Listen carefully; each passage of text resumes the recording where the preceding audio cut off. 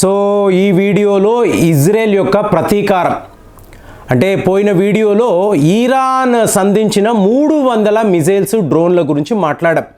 అంటే ఇప్పటి వరకు నాకు తెలిసి మీకు ఇలాంటి యుద్ధాలలో ఒకే రోజు ఒకే రాత్రి ఇన్ని అస్త్రాలను వాడిన దేశము నాకైతే తెలియదండి. రష్యా, అమెరికా లాంటి దేశాలు కూడా ఒకే రోజు ఒకే రాత్రి 300 అస్త్రాలను వాడారు అంటే జస్ట్ ఇట్ ఈజ్ ఇంపాసిబుల్ అండి. ఎవరు చెయ్యని పని ఇరాన్ చేసిందని చెప్పాలి. మరి దీనికి ఇజ్రాయెల్ యొక్క ప్రతీకారం ఎలా ఉంటుంది అంటే చూడండి, ఇజ్రాయెల్కు ఉన్న సమస్యలు చాలా ఎక్కువ. కానీ అట్ ది సేమ్ టైం మనం గుర్తుపెట్టుకోవాల్సిన విషయము, ఇజ్రాయెల్ అనబడే దేశము ఒక యుక్రెయిన్ కాదు. ఎలాగైతే ఇరాన్ అనబడే దేశము రష్యా కాదు, అలాగే ఇజ్రాయెల్ కూడా యుక్రెయిన్ కాదు. కానీ ఇజ్రాయెల్కి ఎప్పుడు కూడా ఒక సపోర్ట్ ఉంటుంది. ఇప్పుడు చూడండి, వీళ్ళు మామూలు దేశం కాదండి. ఇప్పుడు మోసాద్ అన్నప్పుడు ప్రపంచంలో నంబర్ 1 స్పై ఏజెంట్లు.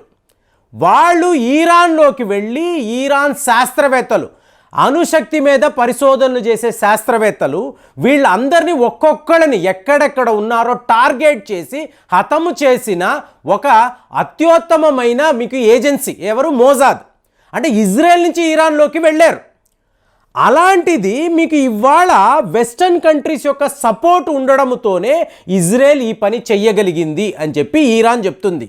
కానీ ఇప్పుడు ఏం చేయాలి? మీరు ఒంటరి పోరాటం చెయ్యాలి ఇరాన్తో 1 to 1 డైరెక్ట్గా. ఎందుకు ఇలా చెప్తున్నాను అంటే అమెరికా వాడి సపోర్ట్ అనేది టోటల్గా ఉండదు అని చెప్పి జో బైడెన్ చెప్తున్నాడు. ఇది ఎంత కామెడీ అంటే ఇప్పుడు చూడండి, ఒకప్పుడు అమెరికా వేరండి, ప్రస్తుతం ఉండే అమెరికా వేరు. వినయ్ రెడ్డి గారు ఒక స్క్రిప్ట్ రాస్తారు. ఆ స్క్రిప్ట్ ప్రకారమే జో బైడెన్ గారు మాట్లాడతారు. అంటే ఒకరోజేమో మేము ఇజ్రాయెల్తోనే ఉన్నాము, మీకు డబ్బు ఇస్తాము, ఆయుధాలు ఇస్తాము, మీరు సెల్ఫ్ డిఫెన్స్ కింద ఇది వాడుకోండి అని చెప్తారు. ఇంకొక రోజు ఏమంటారు? ఈ యుద్ధంలో మీరు కలగజేసుకోకండి, అమెరికా మీతో లేదు, మీరు ఒంటరి పోరాటమే చెయ్యాలి. అంటే యుద్ధము చేయండి అని వీళ్ళే చెప్తారు, డబ్బు ఇస్తారు, ఆయుధాలు ఇస్తారు, మళ్ళీ యుద్ధము చెయ్యకండి అని నెక్స్ట్ డే మాట్లాడతారు. అలాంటి ఒక మ్యాసివ్ కన్ఫ్యూషన్లో అమెరికా ఉంది. అలాంటి అమెరికాను నమ్ముకొని ఇవాళ ఇజ్రాయెల్ ఇరాన్ మీద యుద్ధము చేయడం. ఒకప్పటి ఇరాన్ ఇప్పుడు కాదండి, అది చూసుకోవాలి. ఒకప్పుడు ఇరాన్ చాలా వీక్ కంట్రీ, ఇవాళ అలా కాదండి. డైరెక్ట్గా ఇజ్రాయెల్ మీద వీళ్ళు దాడులు చేశారు అంటే వీళ్ళ యొక్క ఆత్మస్థైర్యం ఎంతలా పెరిగి ఉంటుందో చూడండి. ఇప్పుడు ఇజ్రాయెల్ వాళ్ళు ఏమన్నారు? ఇరాన్ వరసపెట్టి మిజైల్ వాడారండి, మేము వీటిని న్యూట్రలైజ్ చేసేసాము, మేము ఇంటర్సెప్ట్ చేశాము, ఆకాశంలోనే ధ్వంసము చేశాము అన్నారు. ఇవాళ వీడియోలు ఏమిటి? ఇజ్రాయెల్కి సంబంధించిన హైఫా ఇంటర్నేషనల్ పోర్ట్ దగ్గర, అలాగే నేవేటిమ్ ఎయిర్ బేస్ అని అంటారు, ఈ నేవేటిమ్ ఎయిర్ బేస్ దగ్గర కూడా మీకు ఇరాన్ వాళ్ళ మిజైల్స్ వచ్చి పడ్డాయి, చిన్నపాటి ధ్వంసము జరిగిందని చెప్పి ఇజ్రాయెల్ వాళ్ళే చెప్తున్నారు. సో ఇప్పుడు ఇజ్రాయెల్ వాళ్ళ ప్రతీకారం ఎలా ఉంటుంది అంటే వరల్డ్ మొత్తం, మొన్నటికి మొన్న యునైటెడ్ నేషన్స్లో కూడా ఈ రిటాలియేషన్ అనేది వద్దు, ఇప్పుడు నువ్వు కౌంటర్ అటాక్ చెయ్యకు, చాలు, విడిచిపెట్టేయి.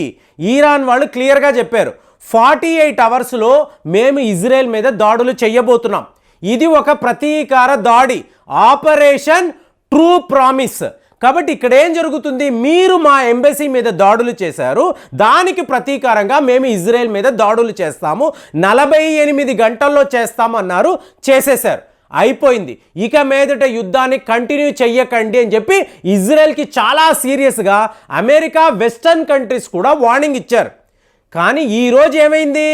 మీకు ఇజ్రాయెల్ వాళ్ళు వాళ్ళ వార్ రూమ్ కమిటీ, అంటే వార్కి సంబంధించిన ఒక కమిటీ ఉంటుందండి, దీనికి వాళ్ళకు ఒక బోర్డు రూమ్ కూడా ఉంటుంది, దీన్నే వీళ్ళు వార్ రూమ్ అంటారు.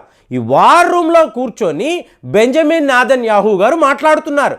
ఆయన ఏమంటున్నారు? ఇవాళ ప్రజలు మనల్ని చూసి నవ్వుతారు, ఆఫ్టర్ ఆల్ ఇరాన్ మన మీద దాడులు చేసి వాళ్ళు అలా సేఫ్ అయిపోవడం ఏంటి, మనము ఇలా విడిచిపెట్టకూడదు అంటే ఇందులో అత్యంత ముఖ్యమైన విషయం అండి. ఇక్కడ ఇరాన్ అధ్యక్షుడి యొక్క వెర్షన్ని వినాలి.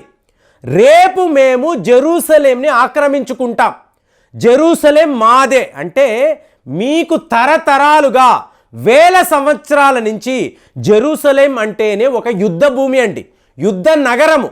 జెరూసలేంపై ఎవరి ఆధిపత్యము అనేదే మీకు చరిత్ర.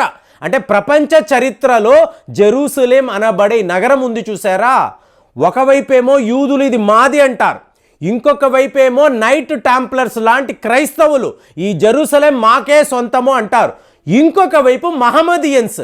సో ఈ జెరూసలేం మీద పోరాటము అనేది ఉంది చూసారా, ఎప్పుడూ కూడా ఆగదు. అంటే ఈ జియానిస్ట్ రీజిమ్ని లేకుండా చేస్తాము అని చెప్పి ఇవాళ ఇరాన్ వాళ్ళు మాట్లాడుతున్నారు. జియానిస్ట్ అంటేనే యూదుల రాజ్యం అండి. అంటే యూదులు తమ కోసము ఒక నేషనల్ హోమ్ అని చెప్పి వాళ్ళు ఎంచుకున్నారు. కానీ ప్రపంచం ఎప్పుడూ కూడా ఆ ప్రామిసింగ్ ల్యాండ్ని వాళ్ళకి ఇవ్వలేదు. ఫైనల్గా అదే ఇజ్రాయెల్. కానీ ఇరాన్ ఏమంటుంది, ఇజ్రాయెల్ అనేది ఒక ఫేక్ కంట్రీ, మా జెరూసలేం కోసమే వీళ్ళు ఇలాంటి ఒక దేశాన్ని ఏర్పాటు చేశారు. సో ఈ ఫేక్ దేశాన్ని లేకుండా చేస్తాము, జెరూసలేంని మేమే ఫైనల్గా ఆక్యుపై చేసుకుంటాము. ఎందుకు అంటే జెరూసలేం మాది అని చెప్పి ఇరాన్ చెప్పడం. ఎవరైనా యంగ్స్టర్స్ చూస్తూ ఉంటే బాగా గుర్తుపెట్టుకోండి, ఇక్కడ ఇబ్రహాం యొక్క కుమారుడు ఇస్మాయిల్. సో ఇస్మాయిల్ నుంచే మీకు ఇస్లాం అనబడే ఒక మతము వచ్చింది. అంటే మీకు మక్కా మసీదులో ఆలయము అనేది ఇస్మాయిల్ కట్టించిందే. అలాగే ఇంకొక కుమారుడు, ఇబ్రహాం యొక్క ఇంకొక కుమారుడు ఐజాక్ నుంచే క్రైస్తవం వచ్చింది. అంటే ఏంటి, ఇస్లాము క్రిస్టియానిటీ మీకు యూద మతము నుంచే వచ్చింది. తండ్రిపై కుమారులు దాడులు చేస్తారా, ఇది మనం ఆలోచించాలి. కానీ ఇరాన్ అనబడే దేశము ఇది ఇవాళ ఇస్లామిక్ దేశంగా మనం అనుకుంటున్నాం. ప్రపంచమంతా కూడా పొరపాటు పడుతుంది. కాదండి, ఇరాన్ అంటే ఆర్యుల దేశం. అంటే ఈ ప్రపంచములో మేమే అత్యంత శక్తివంతమైన వాళ్ళము అని చెప్పే ఆర్యుల దేశము ఇరాన్. కాబట్టి మీకు సమ ఉచ్ఛేం చూశారనుకోండి, మీకు ఒకవైపు యూదులు ఇంకొక వైపు ఆర్యులు. సో వీళ్ళ మధ్య యుద్ధముగా దీన్ని చూడాలి. కాబట్టే ఇరాన్కి సపోర్ట్గా రష్యా వాళ్ళు వస్తున్నారు. ఎందుకు, రష్యా అనబడే దేశాన్ని కూడా ఆర్యులే పాలించేవాళ్ళు. కాబట్టి ఆటోమేటిక్గా మీరు చూసారనుకోండి, ఆ డిఎన్ఏలోనే ఈ వైర్యము, ఈ శత్రుత్వము, ఈ గొడవలు అనేవి ఉంటాయి.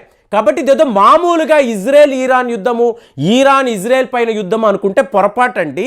ఇదంతా కూడా ఒక రకమైన జాతి వివక్ష, అంటే జాతిపై ద్వేషము.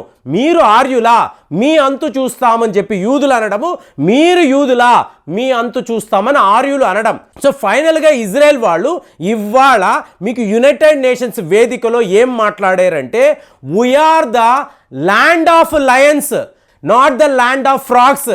కప్పల దేశము కాదండి, మా దేశంలో సింహాలు తిరుగుతూ ఉంటాయి, మేము ఇరాన్ని విడిచిపెట్టము. సో మేము ఎక్కడెక్కడ దాడులు చేయబోతున్నామో మేము నెక్స్ట్ 24 అవర్స్లో అనౌన్స్ చేస్తాము.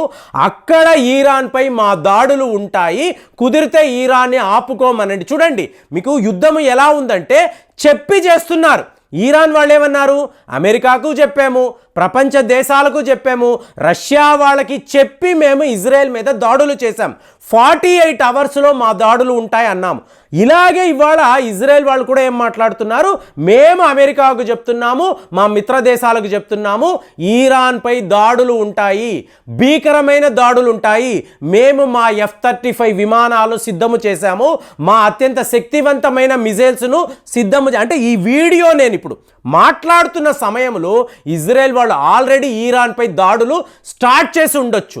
ఇది జరిగితే మాత్రము జియానిస్ట్ రీజమే లేకుండా చేస్తామని చెప్పి ఇరాన్ వాళ్ళు ప్రతిజ్ఞ చేశారు.